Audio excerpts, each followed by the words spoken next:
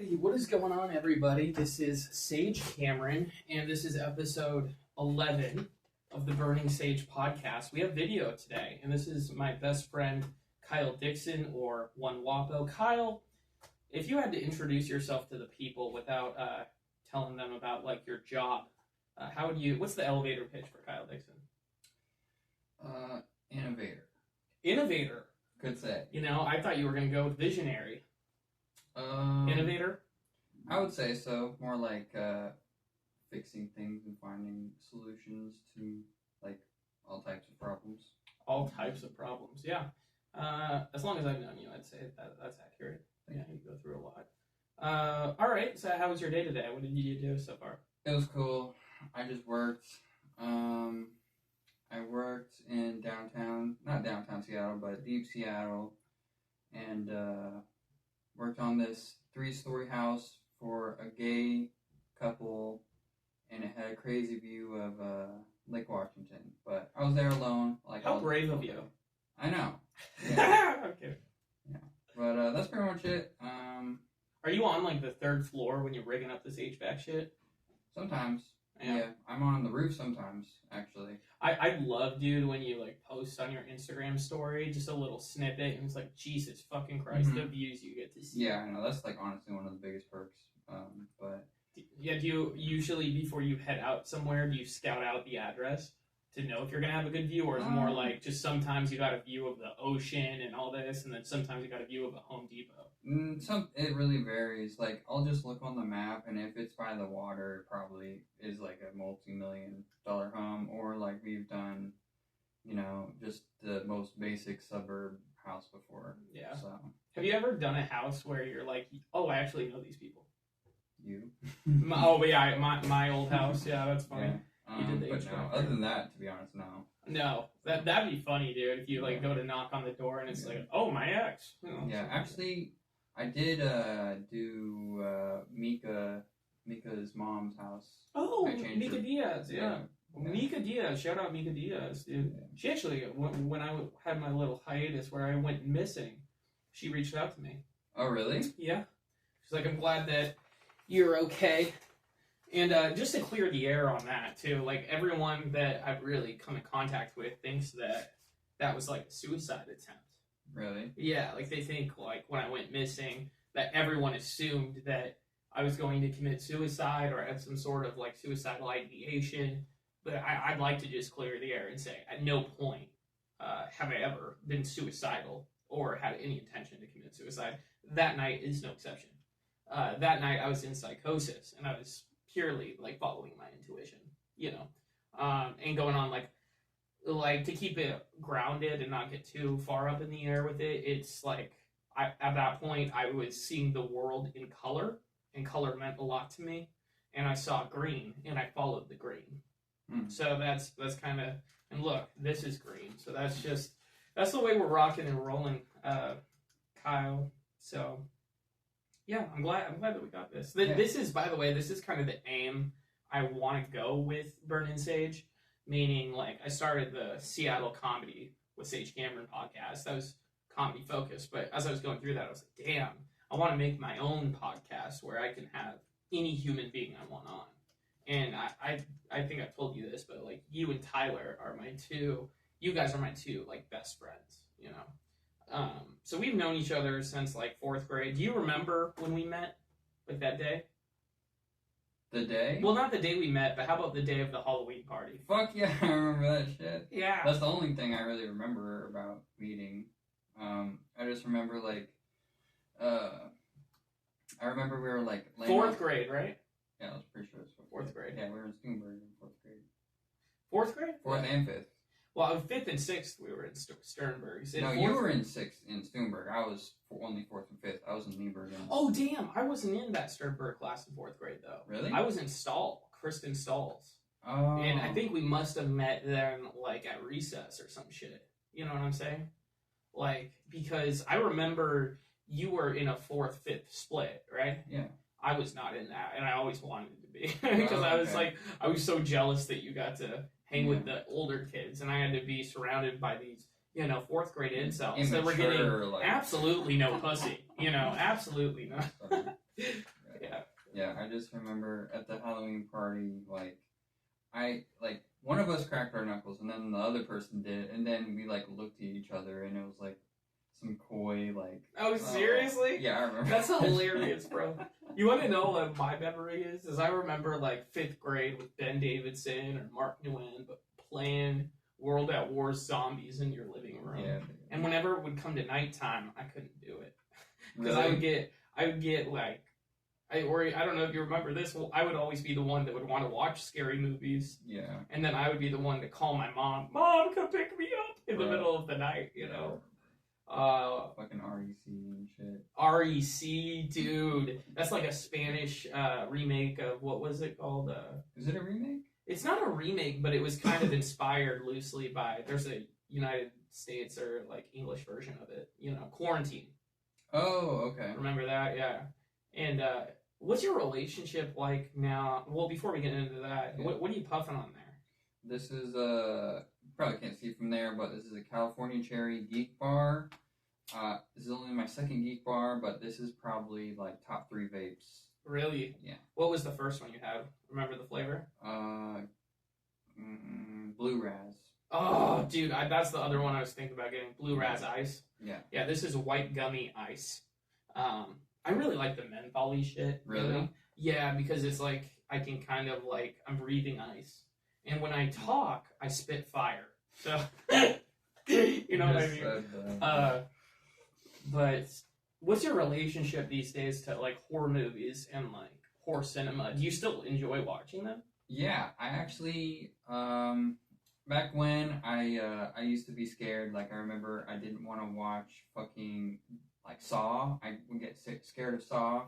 But a few years ago, I recently, like, went through the entire series, and I think it's a good series. Like, it's obviously all fake, but I don't know why it scared me, or it scared me then. But yeah, one of my actually, I don't know why I always mix up my words. An Alien versus Predator. That is my top fucking number 1. Yeah, and unfortunately, I'm not gonna go up to the camera and pan it around, but you got a Alien versus Predator poster right there, Alien poster, fucking that piece of art. Where do you get that one, dude? I got that at SoccerCon.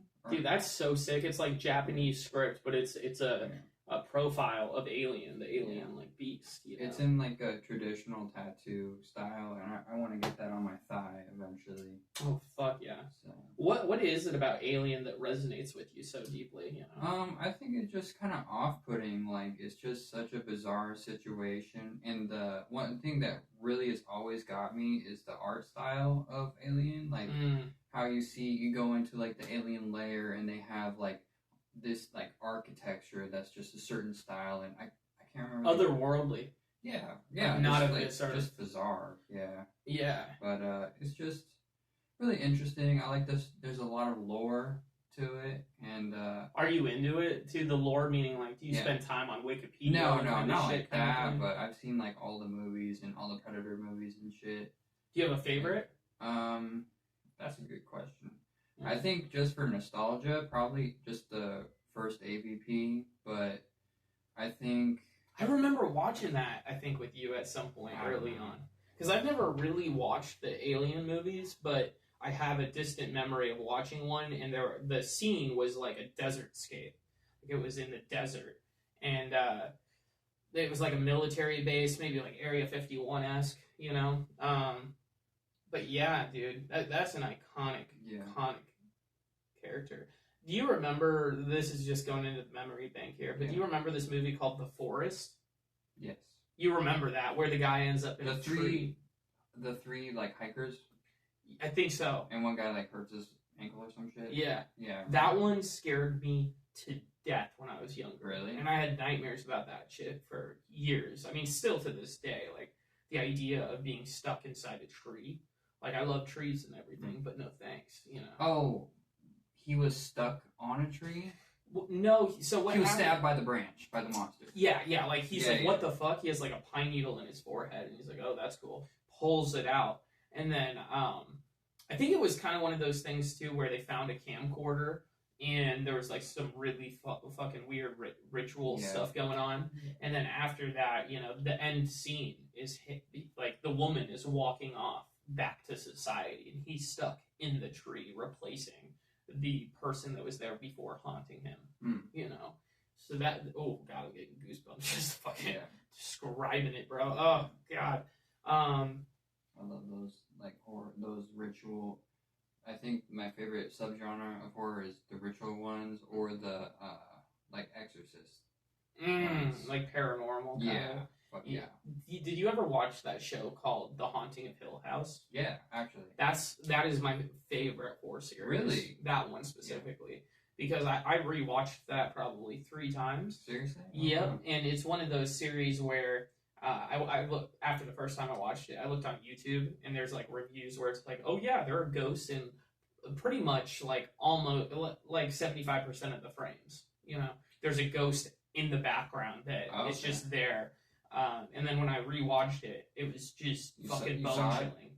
Yeah. I saw it and I rewatched it. I'm like, oh god, yeah, he's right behind that frosted panel sitting there, or he's in the corner with his face looking at the wall. Or what was the other one? Insidious. You remember? Yeah, Jesus. Dude, that played mind games with me. I hated that movie when I saw it. Dude, when I went back to Comedy Bar to support one of my friends, like this is right after I called them out and stuff, I posted a picture of the stage and I used that Tiny Tim song, Tiptoe. Oh my god, dude. Just as like a little homage to, that. Anticipation. Yeah. Yeah, that was scary as shit. That was really scary. So you're a man that's known love. What is, no, we won't do love. No, we can. I'm open, bro. Love, bro. All right. Tell me about a family member you love and why, and not in your immediate family. Not my household family. Not in your household family. Not Mikkel, not Carl, none of the classics. No Lindsay. Sorry, Lindsay. Or Miranda. Okay. I would probably have to say, well, she is part of the house, my mom's household now, but my grandma, her name's Roberta, but I don't know, we've always just had like a special connection somehow. I know that sounds weird because I'm talking about my grandma, but no, you're good. But we're just like very. When you say like a special connection, what do you mean by that? We're just like really similar in that way. Like I kind of grew up, and I don't know if she like like molded me to be like that, but I was mostly with my mom, so. But she's just like really analytical, and she was a paralegal, like the head of a paralegal firm or whatever. Did all the paralegal work for a firm? Yeah, well, she was the like manager of all the paralegals. So she was, dude. Okay. At like a big firm in downtown Seattle, or I think it was Bellevue or Seattle, but anyway. Bellevue is the new Seattle, by the way. Yeah. Like if we get another NBA team in, going to Bellevue. That'd be crazy. Yeah. That'd probably be for the better, to be honest. And so when you say you have a special connection, what that makes me think of is people I have a special connection with in my life, obviously. And if I had to define it, I would say that, like, we're having a talk, but, I can read the subtext. That there's an underlying subconscious pull towards one another. There's a string you can't see. Yeah. That kind of thing. Yeah, I mean, even, like, today, so my parents are in New Orleans, but she's at my mom's house. She lives with my mom, like I said. But she's alone there with my sister, and, like, I know my sister can keep her company, but I called her saying, like, do you want me to come over today and, like, spend time with you or, make you dinner or something like that? And she declined, I think because she doesn't want to be like a hindrance, but a burden. Yeah, pretty much. And but yeah, that's something in life that like we all deal with, like trying to, like we all have needs. Obviously, we all want to see people, talk to people. But I can't tell you how many times I've had the thought of like calling you or calling someone else that I love and being like, no, they're probably too busy, or they don't need to talk to me right now. I'm not in a good place, Yeah, I don't think anyone should ever feel like that. That's why I try to be as open as possible and like what's the word, like, I try to cater to people, Yeah. Especially if they feel like that. So Yeah, I mean, you are one of the, you and Tyler, again, you guys are the two main guys where, like, if I'm feeling really pessimistic or really dark, or all I can see is like the clouds, no sunshine at all, I'll still come talk to you guys because I know you guys can handle it. Yeah. And my whole family can't handle it, and that's true. And I've talked to them about it, and set boundaries and all that, so we're all good. But there's something really special about that. Yeah, I think that family isn't always blood. So, but sure. Very true, very true. Yeah, let's keep it rolling. I'm just gonna go down the list here. So the next thing I have on my list is grief. Is there anything that happened a long time ago that you still stir on? That you just cannot. It's not that you can't let go, but it's just intertwined to you still somehow. And it hurts, or it's a point of pain. You boil inside when you think about it. Maybe not boil, but just like a mellow sadness. Just like my mom's dad died, and that was weird because I saw his like body get carried out of the house. Yeah, and it was pretty. It's very real. Yeah, it made it real for sure. But I don't know. It's like I wasn't really that close with him, but like all the opportunities just gone now. You know what I mean? What kind of thing? What was your relationship with him like before he died? It was fine. He was just like, as I got older, he treated me more like, not one of the guys, because we didn't really talk about like that stuff, but he just asked how my life was pretty much, and I did like a lot of work for him. It was like, he kind of, I feel like, held me at a distance for some reason. Now I'm looking back on it, but yeah, we were fine. I don't know, I didn't see him that often, so, but like, unlike my, his ex-wife, my Roberta, the lady I was just talking about, like, is completely opposite, like, but, yeah, but that's coming from my mom. Like, I was raised by my mom, so of course she likes Roberta, had a better relationship with Roberta better. Yeah. Are there any like things you do or behaviors that you practice or exert that make you think of him? Like for me, it can be something as fucking silly as you look at a cereal bowl, and for whatever reason, that makes you think of him. Yeah. Probably anything about Kent and financial literacy, because he was a CFO for Whole Foods, I think. He was a CFO for Whole Foods? I think so, yeah. What the fuck? He was a CFO for something. Damn. Yeah. My dad works for Whole Foods, guys. Yeah, no, he was balling. Yeah. Balling on. Wow. Cool. And do you think when he died, how did that affect your relationship with your Nina? I honestly didn't feel like, not that I wasn't heartbroken, like, yeah, it sucks, but I hurt more, I think, for my mom and Nina, because that was... watching them process it, yeah. So, I kind of, like, overrode my personal feelings, and I still think about him a lot, but I was just trying to be there for my family at that point, to be honest. If I recall, I mean, your mom was broken. She was pretty fucked up, yeah. A long time, yeah. And I mean, I can speak to that, like, watching a parent lose a parent. That's one of the hardest things in the world, dude. Yeah, I mean, you grow up and then some weird shit happens or whatever the case, but just being disconnected from your parents sucks. Yeah, I remember when my grandfather died in 2016 from, like, throat cancer or whatever. I remember, like, just being absolutely mortified on a personal basis, like, me to my grandfather, and before he died, I was very aware that he was going to die. Like, I saw him, he passed away in March, and I saw him in the summer, so, like, probably July or August, and I remember, he had a trailer, and we would go in there and kind of chill out and stuff, but it was me and my brother Riley, and he was telling us, he was just kind of sitting there in thought, and he was saying, yeah, I'm going to beat this thing. with a ketogenic diet and without Western medicine. Because his whole life, Western medicine had like put him on so many different pills, absolutely bankrupted this man. And I remember sitting there with Riley, and I don't know, I haven't really asked Riley if he remembers this or what his thoughts were on it. But I remember in that moment, it took everything I could to not just break down. Because I dead shot saw him, and I was like, you are going to die, That's what you were thinking? That's what I knew. Like, I knew at that time. And I would call him and talk to him throughout the years. And I remember in late June, the first play I ever got a lead in, and then they came for me, where I played Young Ed. It was kind of loosely around the Holocaust and Anne Frank. It was a sideline story about me and my family and all that,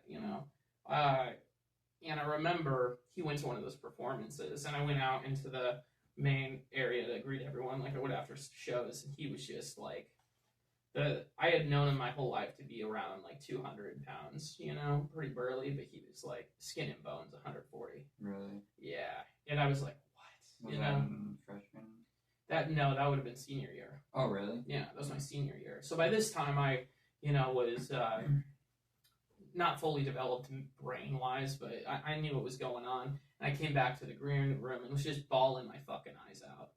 And it got to the point, too, where after every performance of that show, he had gone back to Idaho, whatever, I would call him for my car and just have a phone call with him.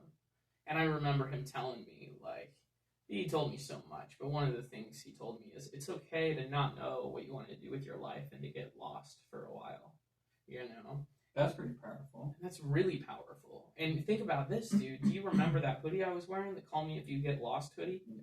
And when I started painting, I just was just going off intuition. I crossed off everything except to get lost. And it's like blue and red, and there's like a phoenix rising out of the ashes. So that's very, I can't even express how symbolic that is to me. And I got this tattoo for my grandfather, the fish, and that's him right there, the forget-me-nots and everything. But it's funny because whenever I take a shower, the water always perfectly hits it. Just a perfect stream on there. And I'm a Pisces too. Like, I don't really give too much validity to the science aspect of it, but when you want to talk about the spiritual aspect of astrology, I really believe in it, like very much so. But yeah, we were talking about parent losing a parent. I was going to ask, and you still weren't that prepared when he actually died? I don't think I ever could have been prepared, because I was such a watery guy. Like, I would cry about it all the time. And towards the end, he was on, what do you call that? Like, what do you call that when people are there for you and you're going to die? I have no idea. Hospice. Oh, okay. He was on hospice. And my dad and his brother Matt, they were out there in Idaho with him for his last days. And I wrote him a letter that my dad took over there and read to him on his deathbed. And I remember the day I found out, too, crystal clear. I was working box office at AMC. And at this point, I was dating Abby Tudor, who I'm good friends with her now. But I knew it was coming. I knew it was in the air. And I went out on one of my breaks and went out the front door. So I was, standing at the front of AMC, looking at Jamba Juice and stuff in Alderwood. And I looked at my phone, and 2.5 hours ago, I had a text from my dad that my grandpa had passed.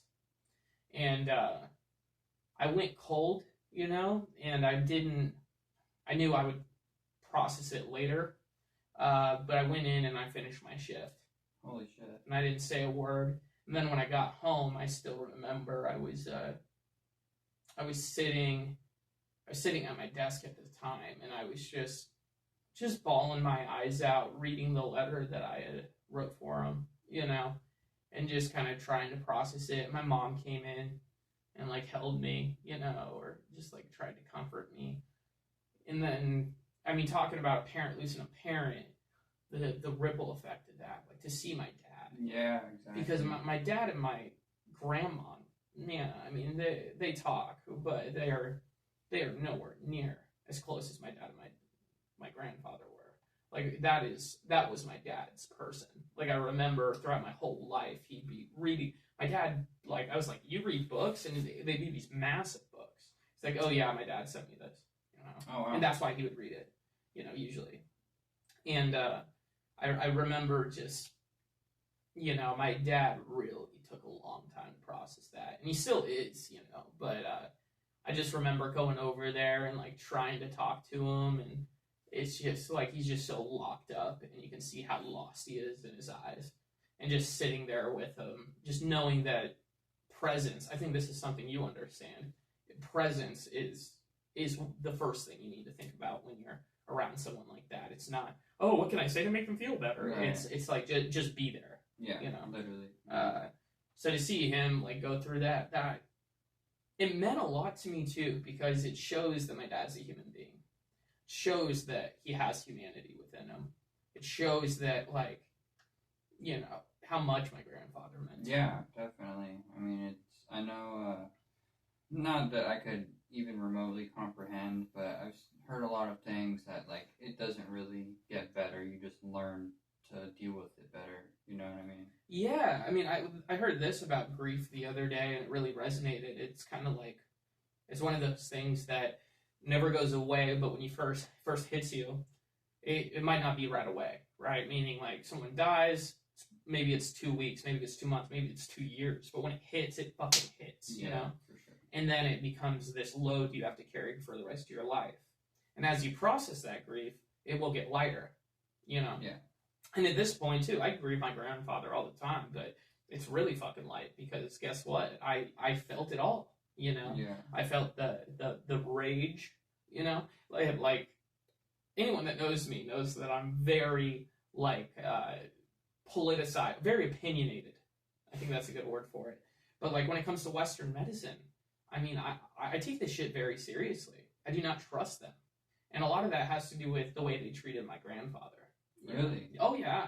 I mean, just bearing witness and observing him his whole life. Like, I remember I'd go over there. If I'd sleep over in the morning, he'd make, like, sandwiches, eggs, whatever. But before that, he would take his meds. His meds were in this plastic case.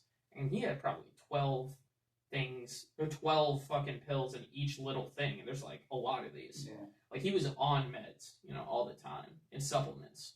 How old was he when he died? It's a good question. I think he was like 68 or maybe 70 or something. My dad could speak to that, but my dad still remembers, like, every year, like, the death day, you know, the day he died. And this year I missed it, but it's like March 5th or 4th. Oh, okay. It's right before my birthday. And I remember after my grandfather died too, it was so hard to be in a relationship. Like, I just couldn't connect anymore, any longer, because this grief of my grandfather had taken front seat over the needs of my partner, you know? Like, how could I possibly look at my partner? I mean, I was young, you know, working at a fucking movie theater in high school. So it's, yeah, dude. And when he died too, it's just kind of like a part of you dies, you know? Yeah. It really does. But I can say, dude, like, through the past, like, couple months, or, I mean, really the last month, when I was in my hypermania to psychosis to all that, I'm very spiritual now. And I felt my grandfather's presence everywhere. Like, when I went to LA, I brought his ashes with me. No, I remember. Yeah, and I would find these ashes in random places, random spots in my backpack, you know, and I would feel him, you know, his energy a lot. And on the way back up to Seattle, I stopped in Cannon Beach, and we slept in my car. But I got out of the car, and I stared at the water for over half an hour, just staring and, like, thinking and pondering. And I had his ashes in my hand, and I was thinking I was going to spread them. And in the distance, too, it was all dark, pitch black, and it was almost like I could hear the waves crashing. But when I was staring, at this point, I was seeing shit, you know. The waves and everything was blended together, like Starry Night, kind of. Not Starry Night, but just like I was looking at this epic scape. Yeah. And in the distance, I saw one little light from, like, a fucking tugboat or something. But I understood that light was me. That light was humanity, you know. because my whole life I've been extremely pessimistic. You know this. Like, I think the world, I don't believe in it. You know, I haven't historically believed in that good will trump the evil. Yeah. But now it's like, oh, it doesn't matter. You can't put that light out. Yeah. You know, ever. You can kill people. You can do all this. Let's get into like spirituality, man, and religion. Are you a religious person at all? Would you say? No. Have you ever been, or have you been to? No. No. No. What about your parents? My mom's actually starting to get religious, but I guess we all said that we were agnostic, and I think Carl, my stepdad, probably thinks that there's something going on, but my mom is like starting to pray before dinner and stuff, and I Is know she like Christian or Catholic? Christian. Christian, okay. Gotcha. But yeah, I mean, I've been to church like quite a few times, Catholic and Christian church, and it's just not something that really speaks to me. Like, I think that, not that I don't respect it or anything, but I feel like it's just me out here. You know what I mean? Like, Yeah, that's dude. just how I feel. So, What is the value of religion to you? Would you say then? I think that a lot of people can find comfort in it and like find the strength through religion to like forgive themselves for something, maybe. That's big, yeah. But and like if you think God is real or not, like it's just if you think that He's doing it for you or if you're doing it for yourself, like I think the end result is the same. It's just different roads to get there. But I think religion is like definitely very valuable for some people. Yeah. But not me. I can see that. Okay, what about spirituality? Do you consider yourself spiritual? I kind of used to, but I don't think so anymore. I'm like very grounded these days. Not grounded in, whatever, but more just like you don't allow yourself, or you don't really get up in the clouds of it all. Yeah, I just kind of focus on what's in front of me, to be honest. Yeah. So, but like, I can definitely, I think that there's a lot of people that are, like, really feel like spiritual and say some real shit, but I feel like there's also a lot of people that just bullshit it, you know what I mean? Like, make it the forefront of their identity. Yeah, like those girls with the Mandela effect tarps on their walls. Oh, Lord help you. Yeah. No offense. Don't ask me how I know about that. It's just cringe to us, okay? But don't ask me how I know about that, you fucker. But yeah. Check the time really quick. Sure. See how we're running. Okay, yeah, we're still going. We're at 32 minutes. That's perfect. Yeah, I think that. Have you had any, like, going back to, paranormal experiences and all that, have you ever had a spiritual experience where you're like, how the fuck did that happen? And there's no explanation. It's just... Like, in the physical realm? In the physical or the mental realm, man. I mean, it's just that idea of, like, synchronicity, right? Where you're like, whoa. Yeah. Like, hold on a minute, I've definitely had a few moments that have helped me grow. And it's just me thinking in my own mind, then like something clicks and then everything matches up, and then I feel like I have a plan or something, or things are going good and I'm just happy to be where I'm at. But nothing really physical, I guess I don't know if that would even be possible besides seeing a ghost, but right. But yeah. Do you believe in intellectual design? Meaning, like, the world itself. Do you think this is all nature and just by chance that we're here? Or do you think there was like some aspect to it that was intellectual? Like, just us being on the earth? Us being on the earth, the society around us, the history, right? Because if you read about history, like, for us, and I'll just say this, I'll prompt it with this. The education we're given, we don't look any further back than 300 years. I don't know if you've noticed that. And if we do, it's 10,000 years ago, where it's like, oh yeah, there were these fucking Neanderthal fucks, you know. Yeah. But recently, I've been going way back, meaning like 700 AD and shit. And it's, I mean, dude, it gives me goosebumps thinking about it. But these people were the idea that we're the first civilized society, or we're the first technologically advanced society. Yeah. I personally reject that premise. Yeah, I know. You should watch Attack on Titan, but I'll segue by saying that at the end of Attack on Titan, this is a spoiler alert. So everything is solved. Basically, the plot is solved, and then humanity advances. Blah blah blah. And then there's a nuclear fallout, and then the Earth grows and takes it over, and then there's a new civilization, and then the character walks into like what started the whole Attack on Titan series. So it's like, I think it is a cycle. There are a lot. Do you believe in like the simulation theory? Meaning like we think we have free will. We think that all of this is organic, but it's not. Meaning, like, when you have those thoughts where it's like everything just clicks, one thought would be, oh, that's just happenstance, that just happened to be in the moment. Another thought is, like, that's a preset of a benevolent God that's already calculated your whole fucking life. You know? I think that going forward, like, there will be times like that, but, like, society is built to, like, for this to happen, for things to happen. So I think in a way, yeah. Yeah. So I mean, yeah. What about like you believe in manifestation? You know. To a degree, I think that you have to believe in yourself to do anything, but I don't think that you can just say that you manifest like $1 million, and like I think that you have to manifest being successful.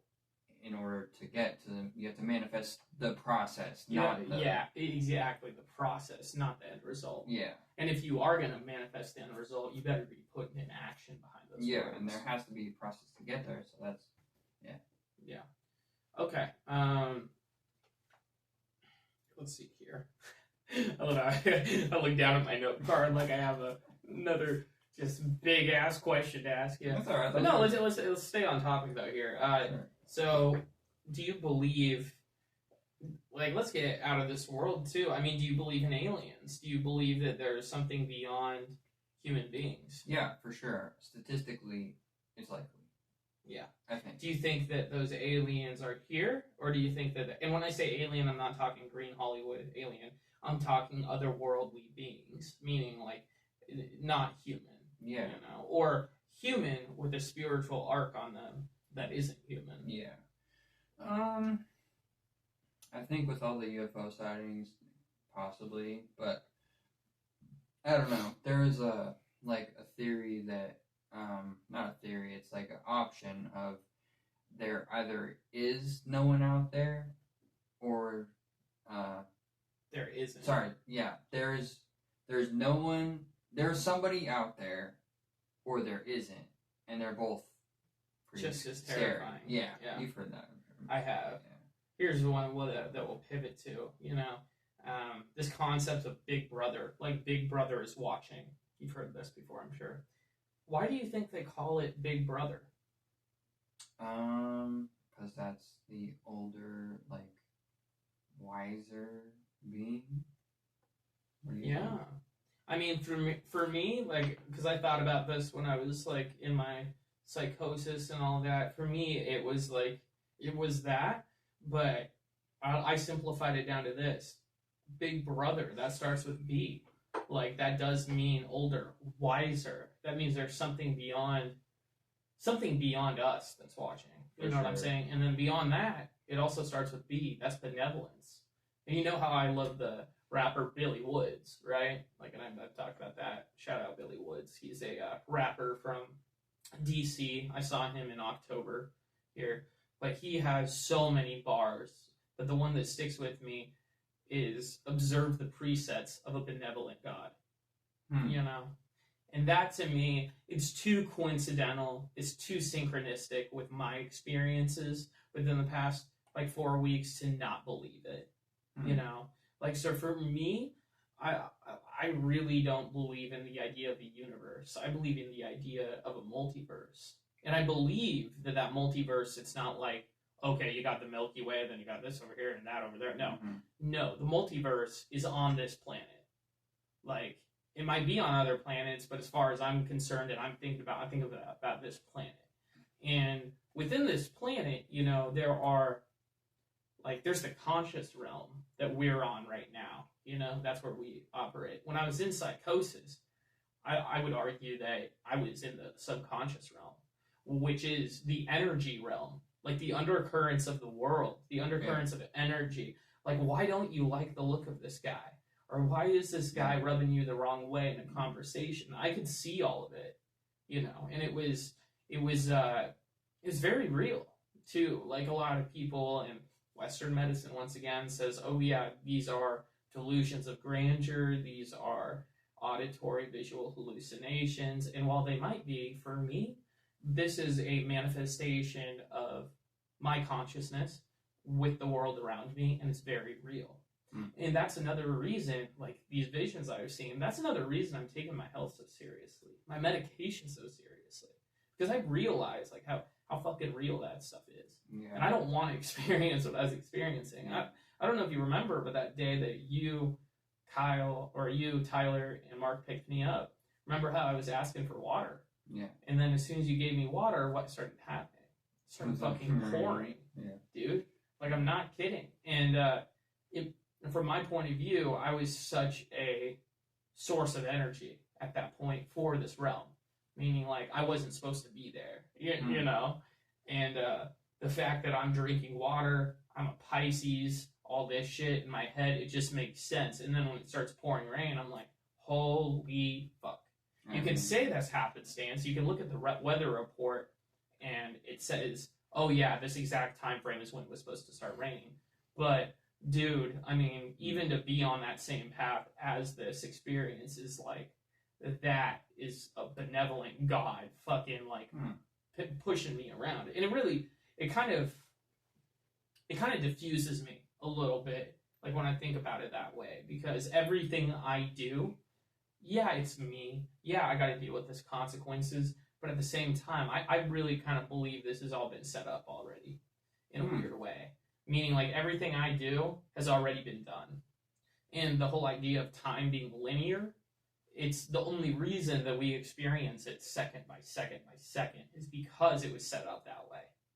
You know what I'm saying? So, and I had a talk with my dad about this the other day. It was like, so I'm living with my brother right now, and I'm a lot, you know, like, I'm a lot of energy for my brother and my dad because we all share the same blood, share the same thoughts a lot of the time, yet I'm the one that's always outspoken. I'm never the one to reserve my word, usually. And he told me that. He's like, you gotta learn to, like, stop talking so much and all this. And I'm like, see, what you're denying is you didn't ask me if I already am. And the truth of the matter is I'm holding back 10,000% when I'm with you already. And I said it to him this way, too. I was like, while you and Riley are on 1.0 speed, and this is my opinion again, on 1.0 speed, meaning you're going second by second by second, I am operating mentally. I mean, when I think about technology, the universe, God, the state of the world, myself, the vision I have for myself, I'm 10 to 15 years out. And I know what it takes to get to where I want to go in 10 or 15 years. And I've been called crazy for posting 75 times on Instagram a day, you know, on my story. But the truth of the matter is like, in 10 to 15 years, we're all going to have glasses like this, and they're all going to have the same function as that Apple Vision Pro. For sure. And if you're posting 75 times a day, dude, you're taking it easy, you know? And I figured out these tools like this Motorola phone, like how to post quickly. When I get my hands on, like, a real resource, you know, it's over, you know? That's when the real work starts. But until then, what can I do? I can sit there, I can pout, I can be silent, I can listen to my father, I can be silent and just observe, 24/7 and not speak, not make these podcasts, not do all this.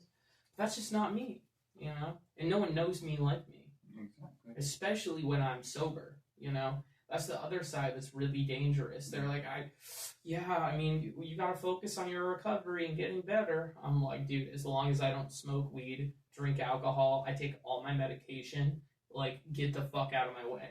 Yeah. You know? Like, get the fuck out.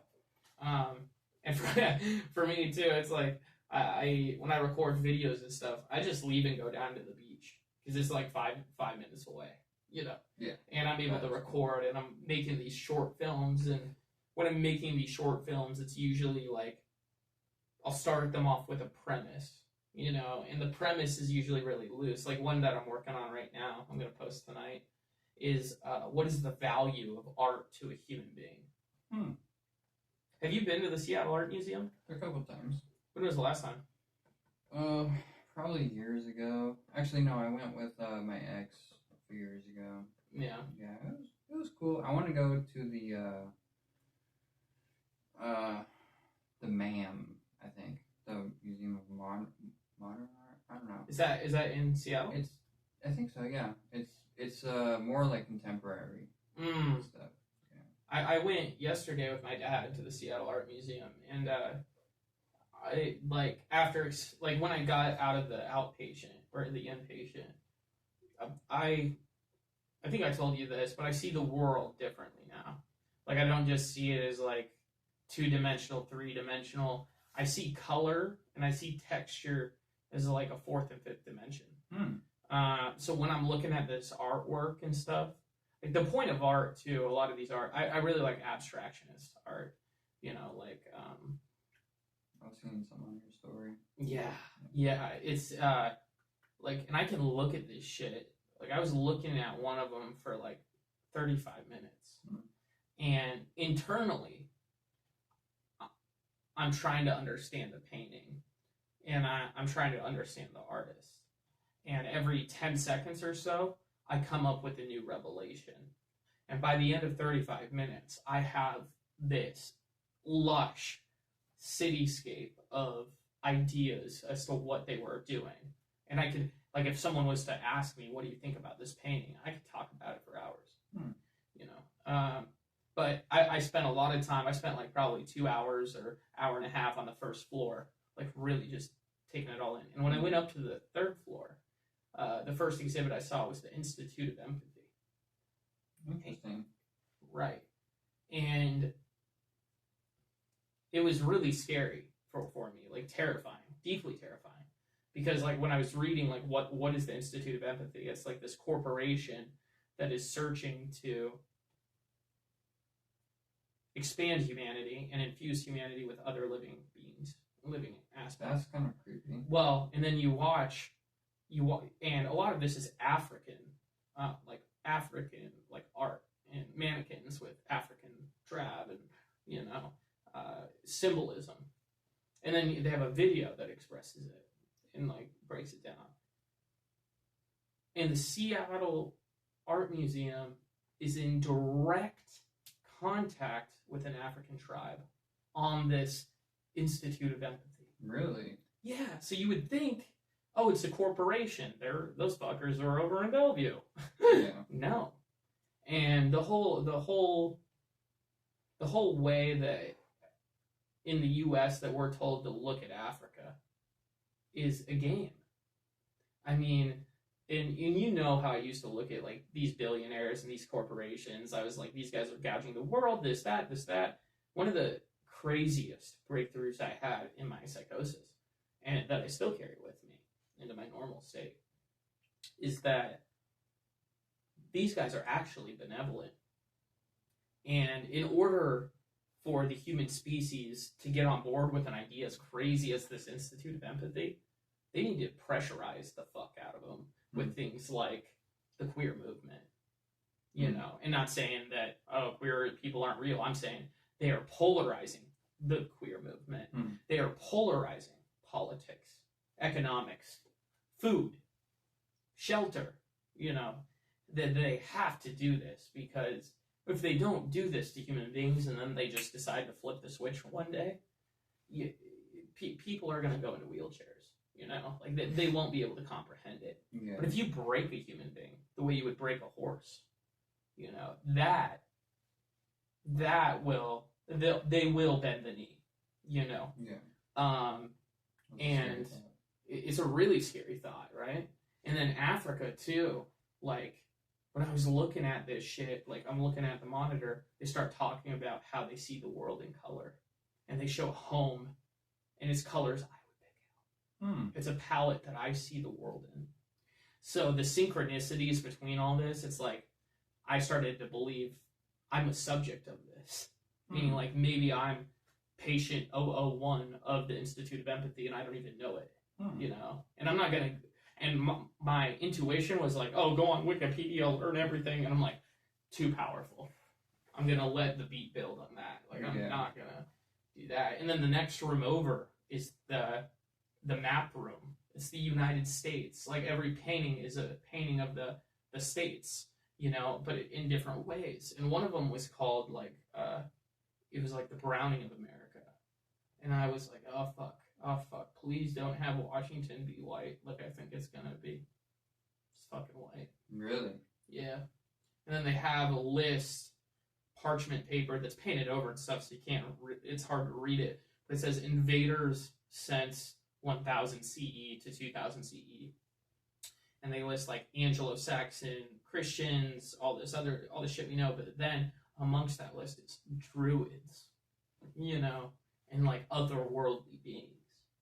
And then there's another one that says Map to Heaven. And it's the United States, but not like hot dog, like hamburger, you know. And all around, there are different like points where it's like, oh, this is Zimbabwe, you know. And there's like a little symbol of like a little tower in fucking Colorado, you know. Like there's African ties to our grounds that we're not aware of. And that further cements my evidence towards a multiverse. Meaning, like, you know, God, dude, it's just so, like, we are so systemized, you know, like, we really operate in this system. So you go to a different part of the system and then you observe your part.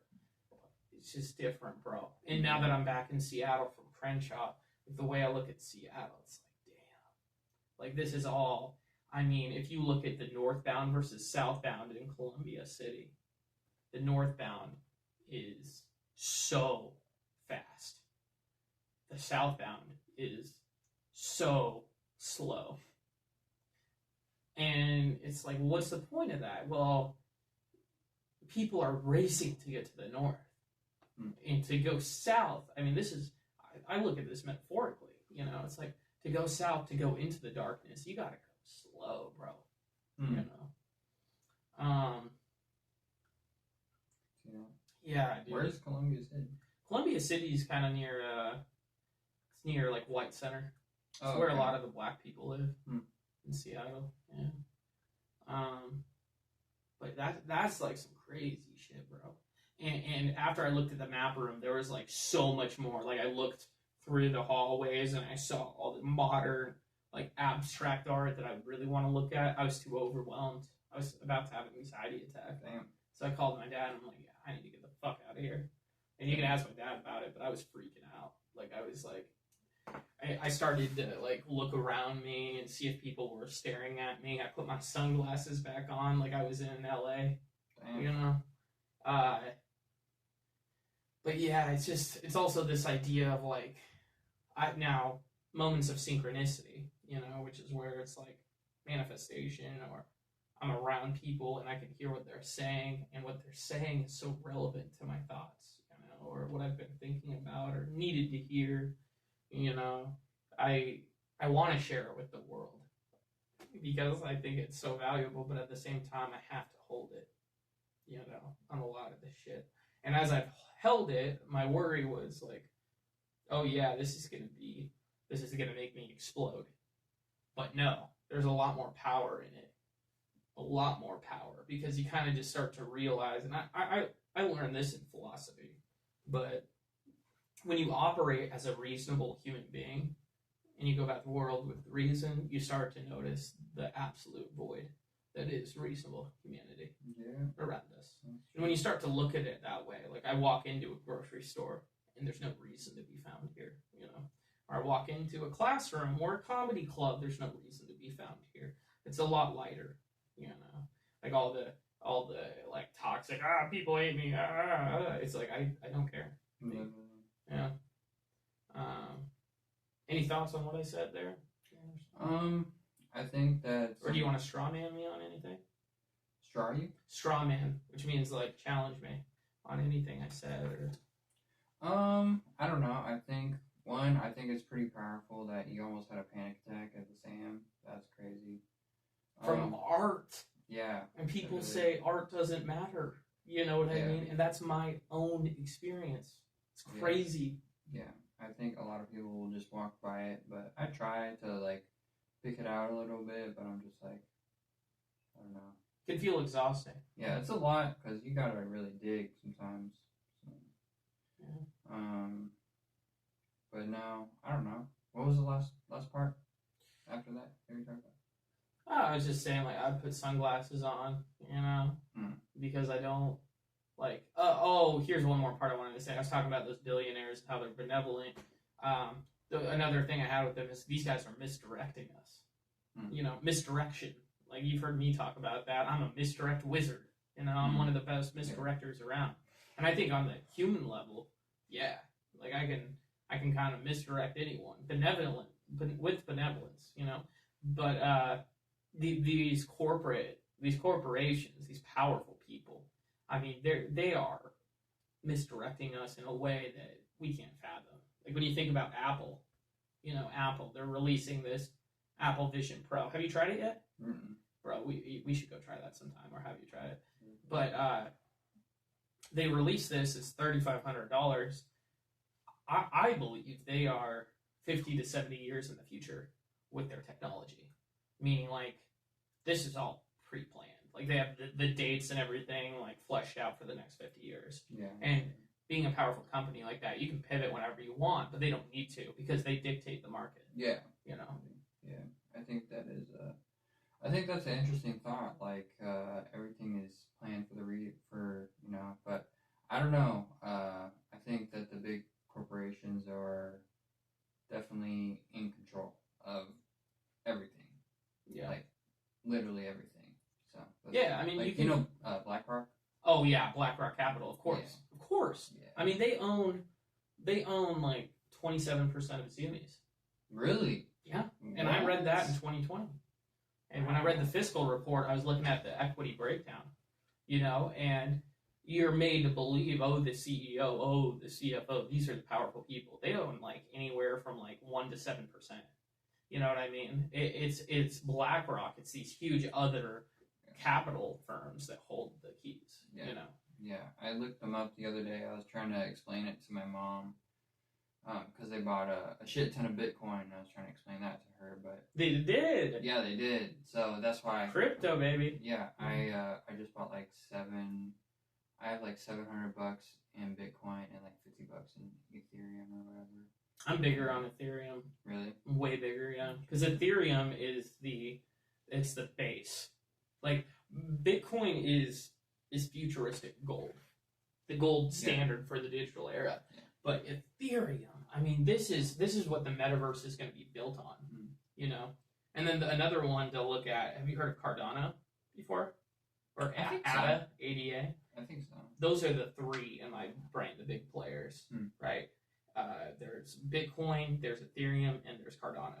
And Cardano, their vision is to provide agency to people in Africa, which means like Africans that don't have a birth certificate, don't have an ID, and all this. They're trying to build the blockchain technology to digitally give every African like set up with this. Oh wow! And that's a way far out concept when you think of how deindustrialized Africa is. But when you start to read about Africa, you know, the way I have, you know, the way where I was just telling you, they're in cahoots with like Seattle Art Museum. That's weird, you know. Like when you start to realize that, you're like, it's really not that far off. that this could be real and this could happen. And only other coin I watch is Matic, which is a scaling solution for Ethereum, or Matic Polygon. And that's like 67 cents right now a pop. Okay. But that, I mean, at its height when I had it, I made a fuck ton on that. I made like $1,200. Oh shit. Yeah, because it popped to like $4 at one point. Yeah, and I was going heavy in Matic. Like Matic was my shit. And then you pulled out. Yeah, and then life happens. You have a car payment, you got to get it there and that. But if I was to be like investing in any of that, it'd probably be Matic right now, scaling solution. Because when you think about the metaverse and all this, people are already in there. People already have these headsets. Not everyone, but everyone will. And it's going to be everyone will have these scary headsets, and then it's going to eventually like lead to glasses again, dude. I mean, and it'll be like these where they shade out, and they're black like sunglasses, and now you're in the metaverse the way that you are in this Apple Vision Pro. Yeah. That is just, I mean, this thing's a dinosaur, by the way. Like, it's got a big-ass battery pack to a charger. Yeah, I know. And it only has 2 hours of runtime. I mean, they are misdirecting us to the ends of the earth. Yeah. You know what I mean? They want to make people believe, oh, yeah, we're just starting. You need a battery pack. It's only 2 hours. Behind closed doors, they have solar versions of these things. Sure. And there are people that have the glasses already.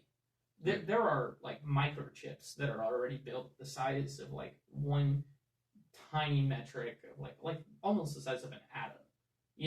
Like cameras exist that are that small. Yeah. Like, you see Big Brother when you look at like streetlights and stuff, but you don't see it when you're in a room like this. Yeah.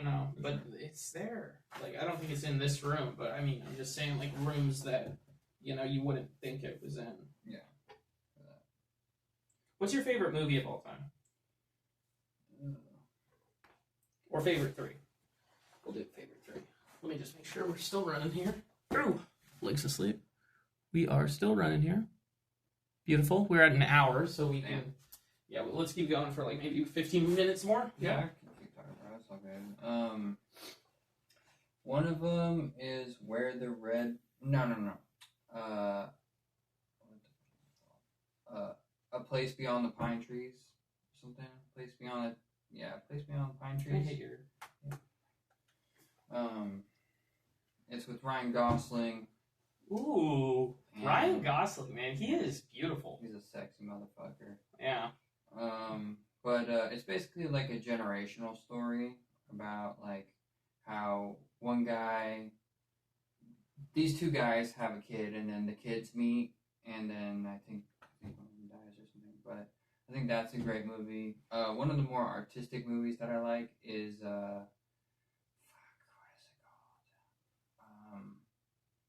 what the fuck is it called? It's called Cashier, I think. But it's this guy. He works in a grocery store, and he can freeze time. Basically, it's kind of, it sounds dumb. No, it sounds cool. But he can freeze time. So his girlfriend breaks up with him in the movie, and then he goes and he just spends time with time frozen, just walking around the grocery store. He like draws people and stuff, and it was a cool concept because he was like kind of processing like the breakup and stuff. Yeah. But he at the end of the movie he sees something moving when time is frozen, so it's like, what the fuck? So but that's the end. There's no sequel. I love it. So they leave it up to interpretation. Yeah, which is really interesting. So. I just watched this movie. Fuck, I can't remember what it's called. It's an A24 movie. Do you have your phone on you? Yeah. Look up A24 Auschwitz movie. But the movie's about... Is it a scary movie? No. It's more of like a period piece. But the way this movie was shot, this is one of the best films I've ever seen. The Zone of Interest? The Zone of Interest. This movie, I want my grandmother to watch it. I think she would love it. But it's about the Holocaust, and at the beginning, the first like 20 minutes of the movie, you're kind of thinking, okay, we're getting the background for this German family or whatever before they were in Auschwitz or before we get there. But slowly but surely, you start to realize, oh no, we're already rolling. Like, this is going. And the first scene where I knew it was like Auschwitz is they bring in a wheelbarrow with a bunch of like supplies and stuff to deliver. And there was a sack full of like clothing that they threw on the table. And she's like, take your pick of whatever you want. And I was like, oh fuck, that's dark. Like that's Jewish clothing. You know what I mean? And oh man, it's just, it gives me goose. Like, look at me. Damn, dude. Like, it's they have such a beautiful lush garden, and has Jewish workers working for them, and the way it's shot, like the guy, the head of it, he's like the head of Auschwitz, like the head guy there. And when he comes home, he puts his boots outside the door, and you see him walk in, and then you see a Jewish worker come up, take the shoes, and then start washing off the blood at the bottom, like at a sink out back of the house. And through the movie, you start to realize, like, oh my god, like where their house is right near the entrance of Auschwitz. Like, and you can see smoke in the background. Oh Jesus! And then as the movie progresses, it's like they're very slightly turning up the volume. You know what I mean? And you start to hear the screams, the cries. There's a point where for his birthday, his wife got him a new canoe or boat that's like wooden finish, all this nice stuff, and they're going down the river, and then they park it like in a little gully. The kids are playing in the water. The dad's fishing. Everything seems perfect, beautifully shot. I mean, just like, it reminded me of my grandfather because he was a fly fisherman, you know. And then you see this gray cloud come through the water, and then the man's like, oh shit. He looks at his kids. He's like, get out of the water, you know. And it's in German too, so it's all subtitles. And then there's a scene shot where he has rope on the boat, and he's like pulling his family back upstream through all this shit, you know. And when they get back to the house, all the kids are crying, and they're just scrubbing them, trying to get it off, because you got to think about, like, the German take is these are subhumans. It's not about like they're in any real like physical danger. It's like they need to clean this off themselves. Yeah. And then you start to realize, like, it's analogous to the way that like evil bleeds through. You know, like if you're doing something evil like that, there's still consequences. And the wife throughout the film is very indignant. You know, she's very happy. She has an amazing life. She has a lush garden. Her family's there. They make her amazing food. Her mother comes to visit. And when her mother visits, she's like, wow, this is so great. And then when the nightfall comes, like, she was staying in a flowery room that was made for like children, you know, so she's like, I love this room, whatever. But at night, you see a shot, and she's looking through the curtains. It's red, it's demonic, it's fiery, and you hear the screams, and she's just looking out like this. Then there's a few cuts in the film where it goes fully red, like the screen goes fully red, and it has these ominous horns just blaring, and it blares for like 10 seconds, 15 seconds. And then it goes back in, and then she's like, oh, my mother's gone. Where'd she go? No, she didn't leave, did she? And she did. Her mother was like, I'm fucking out, you know? And then she's eating breakfast, and there's two platings, one for her and one for her mother, but her mother's gone. So while she's like eating breakfast, she talks to the Jewish woman worker, and she's like, did you do this to spite me? And she's like, no, of course not, you know, takes the food away, goes away. And then when she comes back in, she's like, you know, I could have my husband turn you into that ash. And then you start to realize how disconnected they all are and how delusional they all are, because the husband had been cheating on her. Oh, wow. You know? So she's like, she thinks she's this grand thing, but really it's like, it's all a lie, you know? And then throughout the whole movie, I'm still trying to understand this, but the dog is just going fucking nuts. Like, always wanting to be by the woman. and respects the dad, but always fucking barking like this, that. And I think that's analogous to like the animal within us as human beings is like should be going off. You should not be like doing this shit. Yeah, but that was a beautiful movie. That's interesting. Is that on Netflix? I think I saw it on HBO Max. Okay. But I would say watch it, dude. It's like the first hour is really slow, but the way it's shot and like if you just notice little things and you really pay attention, it's like holy shit, this is ominous. And like all the kids too, they have their own way that they're like making sense of this. Like one of the older kids, like they're on a bunk bed. The younger kid says to the older brother, says like, "What are you doing?" He's like, "I'm looking at teeth." And he's looking at Jewish teeth. You know, he's like trying to understand this, and it's it makes you think too. It's like, how were they able to shoot something so slow yet so powerful? And that's something I'm trying to do with my film, you know, or my movies, because I think just the life I've lived, I really understand evil. For the experience I've had, I know this evil, you know. But yeah. All right. I think that's a good place to end it. What do you think? We can keep going. Keep going a little bit more. Okay. Music. What kind of music are you listening to right now? I'm listening to a lot of. I used to be on SoundCloud a lot, but now I'm switching back to Apple Music a little bit. I've been listening to a lot of like Joey Badass from the 1999 album. It's my Survival Tactics. That's my number one. Yeah, I remember listening to that. There's like 6 million ways to die. Choose one. That's a good song. Have you listened to 2000?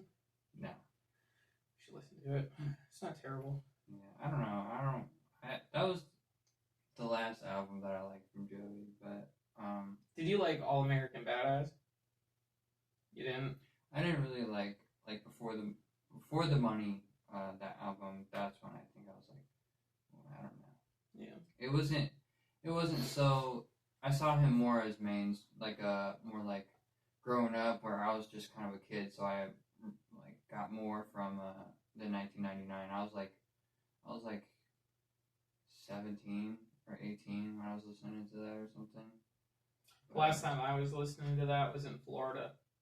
I went to Orlando Studios. I was listening to 1999, and I was listening to Circles by Mac Miller. So just dropped. Isn't that funny how you always remember what you were listening to when you're at a certain place? I think that is one of the most like comforting feelings, to be honest. Like, oh, it's so cool. Yeah. I remember. Do you know Destroy Lonely?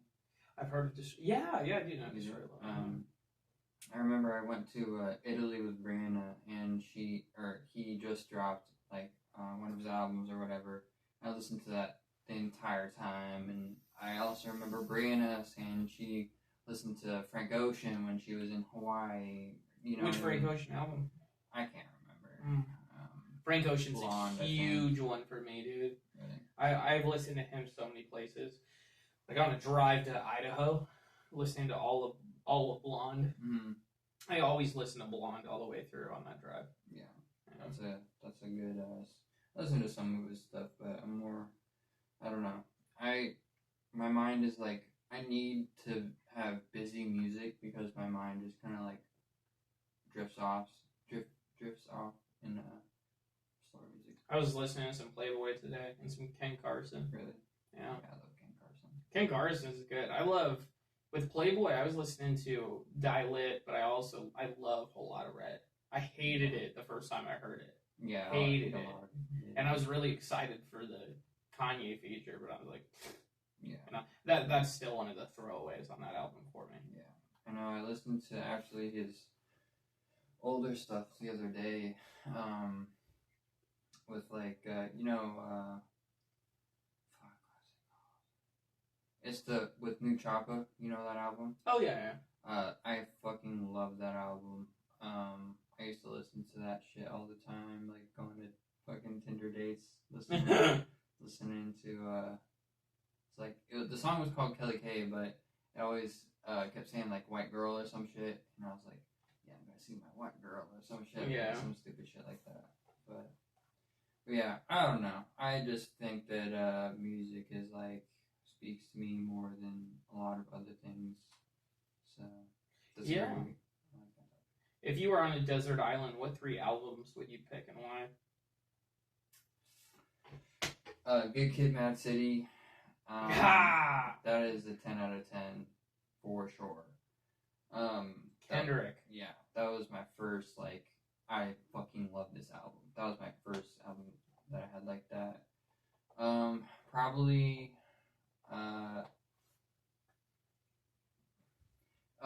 Future, Hendrix. Oh my god. The white one. Oh my god. Yeah, that's... I used to listen to I Thank You and Hallucinations while I was skiing. Yeah. All the time. I love that album so much. And then probably some more like underground stuff. Like I would just there's this guy named Summers. You probably heard me talk about him, but he has a couple albums. I'm not sure which one I would pick, but he's gone in a much more like R&B kind of like soul vibe recently instead of like hard like trap beats or whatever. Yeah. But there's this thing called Plug. You know what Plug is? No, what's Plug? It's like it's a certain like style of music, and oh, okay. Yeah, it has like it's just like how I do or whatever, but it's more like playful, I guess. And there's this thing called Plug and B, which is R&B but plug. So it's more like slow with a lot of like electronic sounds, like computer generated sounds, and not so acoustic. But okay. But yeah, I don't know. Definitely one of his albums. So. Nice. So, yeah. How about you? Yeah, dude. If I had to pick 3, oh god, let's see here. It's a hard question. Right now, it'd be Crenshaw, Nipsey Hussle, which is the red one. You know, that one. I think he was working with DJ Drama on, or maybe the DJ Drama version of it. Mm-hmm. I love DJ Drama. So that one, I would also pick. I would have to pick Igor. I mean, I fucking love Igor. And then last one, that's hard. Frank Ocean, Endless, which is the album he released right before Blonde with Jay-Z's record company. Okay. And everyone was like, oh wow, he really finessed Jay-Z. Dude, that's a goated album. And it's underground. I mean, you can't find this on streaming platforms. You can only find it on YouTube. Yeah, I don't think I've ever heard of that. You haven't? Oh, dude, I used to cry to that. Like, not even just cry, but internally cry every time I heard it. And I remember at the beginning, he covers one of Aaliyah's verses. And I used to think that was his. You know? So I would quote it, and then people are like, that's like Aaliyah, right? Mm-hmm. I'm like, oh. But Endless, I mean, that is like so watery. It's a full experience album, too. Like, you gotta listen to the whole thing with headphones on, you know? Exactly. Lights off, like, good lighting, you know? For sure. You can get hype, but I feel like the real music, like, from day to day, I listen to, like, stupid shit, but for like real music, like when you're actually like listening, I think those are the best types. And you know what? I'm gonna have to add one more. Freddie Gibbs Pinata. That one's just so there's not a single fucking miss on there. And if I had to pick a Kendrick Lamar album, Section 80 for me. Really? I love Section 80 so fucking much. You've listened to Overly Dedicated, right? Oh yeah, Overly Dedicated. That would be number 2 if I didn't pick Good Kid, Mad City. That's the OG one, huh? Or like, it was before Section 80. It was after C4, right? Yeah. How the fuck do you know that? Oh, I know Kendrick, bro. What the fuck? I went through a Kendrick like phase in 2019 or so where I listened to every album. This is how crazy I was about Kendrick. I listened to every album in sequence. And then I listened to every album backwards because he made, at this time, it was like Damn era, kind of. And I remember he released the like legendary version or whatever, flipped. And that was the way he intended for it to be. listen to. And then I was like, well, if he did it that way, what if I did that with all of his other albums? You know. But yeah, I love Overly Dedicated too, like P&P, Ignorance is Bliss. I mean, come on. That was a big one. That one's fucking fire. My brother Riley, his favorite Stam. He loves Damn. Really? Yeah, and I mean, Damn's definitely grown on me. Like, I used to think, oh yeah, this is a 7. No, dude, this is a 9. You know, like anything Kendrick does is pretty much a 9 or above for me. Yeah, it's cool though to see like that he's got his like accolades and stuff, but now he's like not dumbing it down, but he's coming more down to earth and like fucking beefing with Drake or whatever. Like he's, you know what I mean? Yeah, I didn't even listen to that track yet. But he's rapping to be competitive, not to tell you something. Right. You know? I love Untitled Unmastered too. Same. Like Untitled 06. That's my favorite one off that. And then Mr. Morale was I played that one to death when it came out. I'm trying to think. Oh yeah, The Heart Part 5. Yeah. That song is like fucking gives me chills thinking about it. Like, that one's really good. Yeah, those are good songs. As far as Drake goes though, too, do you have a favorite Drake album? And we'll end here. We'll end after the Drake bit. I would probably, I don't know. I'm not a huge fan of Drake, but I want to say like, More Life or the Future collab. What a Time to Be Alive or whatever. I think that definitely actually the Future collab, even though it's not like really a Drake album, but I think there's a lot of like pop, like classics, like that aren't like fucking God's Plan, like, you know, but more like digestible for me, you know what I mean? So yeah, for Drake, for me, if you're reading this, it's too late. That's my favorite. Most nostalgic though is of course, well, God, what is that one called? The one that came out when we were in middle. Oh, Take Care. Yeah, for sure. Take Care was, I mean, and there's like he has Kendrick features on there. He's got Wayne on there. I mean, he's got a lot. Yeah. That was such a golden age. Oh, let's do one more here. You know, we can't end on Drake. That's some foo-foo shit. What about Pusha T? I haven't listened to much Pusha.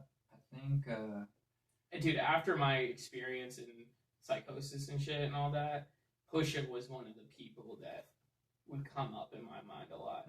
Daytona. I mean, Daytona is fucking insane. That was off the Kanye run in 2018 where he made like 5 albums, you know? Yeah. I just know there's this one song, it's like, real dope dealers for real. And then he laughs, and then the fucking beat comes in. That shit is hard. Yeah. I haven't listened to him too much. But what about A$AP Rocky? Long Live A$AP. Probably Long Live A$AP, yeah. Do you have a favorite song? Oh, God. Pretty bird on a road shed. She had to see from my old head, keeping me in focus. I don't remember the song name of it, but it's the Frank Ocean track. Oh, okay. That one I played like so much for a year straight. I played that. That was like on my top 100. Yeah, dude. That's A$AP will always have a special place in my heart. I think because I used to listen to like his older stuff. Like I literally, like I don't know. I was in high school, but I found some really cool like OG like Houston Old Head. I think I've shown you that song. Houston Old Head. Yeah, that's a fucking good song. But I don't know. I thought it was so crazy because Clams Casino, the producer on a lot of his old stuff, had like he would sample like vocal chops and make them really like kind of just trippy. And I don't know. It was just like such a different vibe than anything out, and but it still was like smooth and had flow and stuff. So I always like respected his like swag. Yeah. So yeah, bless up A$AP, dude. I love A$AP. I mean, as far as like I love him on a feature too, because I don't listen to a lot of A$AP directly, but if he's on a feature like with Tyler when he dropped potato salad or whatever, that he pushes artists in a way where it's like, oh fuck, you know, for sure. But yeah, all right, guys, thanks for listening. That was episode 11. Kyle, we'll have to have you back on again, huh? Peace. Yes, brother. Peace in the Middle East. Oh, that's perfect, actually.